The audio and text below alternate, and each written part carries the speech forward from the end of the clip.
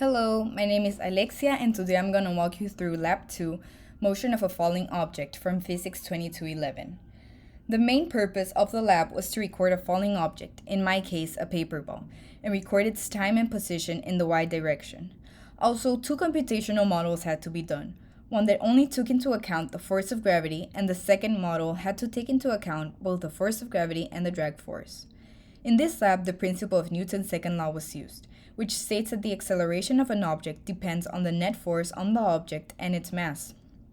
In addition, we can see that the net force acting on the paper ball during the experiment was the force of gravity and drag force.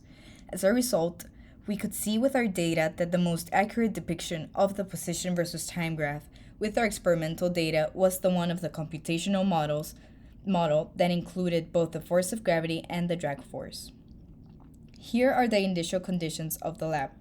The initial position of the paper ball had an initial position in the y component. The initial velocity of the paper ball was 0 meters per second in all of the components. We started at time equals 0 and ended at time equals 0.633 seconds. These initial conditions were recorded through Tracker. The mass of the paper ball was 0.00625 kilograms. Our system was the ball and the surroundings were everything else around, such as the Earth. Here we have the velocity update and position update formulas, and the formulas for the force of gravity and the drag force. The force of gravity is mass times the acceleration due to gravity in the negative y component. The drag force used in the computational data was a constant b multiplied by the magnitude of the velocity squared times j hat, which in this case was the unit vector for the y-axis. This is a video of my tracker, and as you can see, the paper ball was released from rest and accelerated as it reached the ground.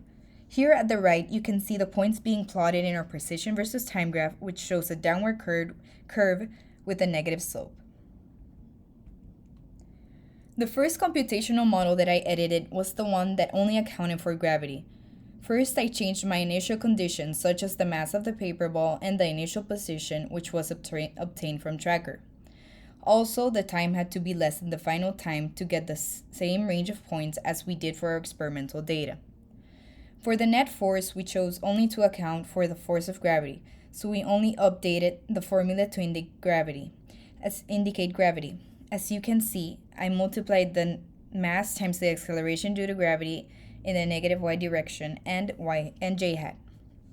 Lastly, I updated the velocity and position update formulas. The second computational model that I edited accounted for both the force of gravity and the drag force. As always, the initial conditions had to be updated, and as you can see, the value of the constant b had to be figured out. In order to do this, I inputted random numbers until I got the one that gave me a similar final position as the one of the experimental data. Now, since we have both the force of gravity and the drag force, I had to update the net force in order to have a sum of the two. I created two variables, one of the force of gravity and one for the drag force, and included their formulas and added the variables together to get the net force. Given the data that was collected from the three models, I created this graph that shows the relationship between them three. The force of gravity and drag force line is the one that is most similar to the experimental line. The experimental line experiences this error in the beginning. This could be due to the data recorded in Tracker. The force of gravity line has a slope that is increasing, meaning that the paper ball in that case would be accelerating. However, with the other two lines, the slope seems to be decreasing at the end of the line, meaning that the drag force and force of gravity are becoming equal, reaching terminal velocity. What does it mean? Terminal velocity happens when the drag force is equal to the force of gravity, meaning that the object is no further accelerating and reaches a constant velocity. Here we have two velocity versus time graphs, one of both the force of gravity and drag force, and the other only of the force of gravity. The graph of the force of gravity and the drag does seem to reach a terminal velocity because as it reaches the ground, the velocity is becoming more and more constant, meaning that it is decelerating.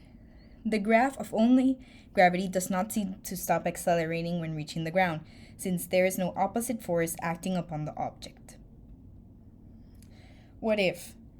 The terminal velocity of the object would not change if the object was thrown downwards with a with an initial velocity. Looking at the graph, the conclusion that can be made is that the terminal velocity is only reached at a faster time.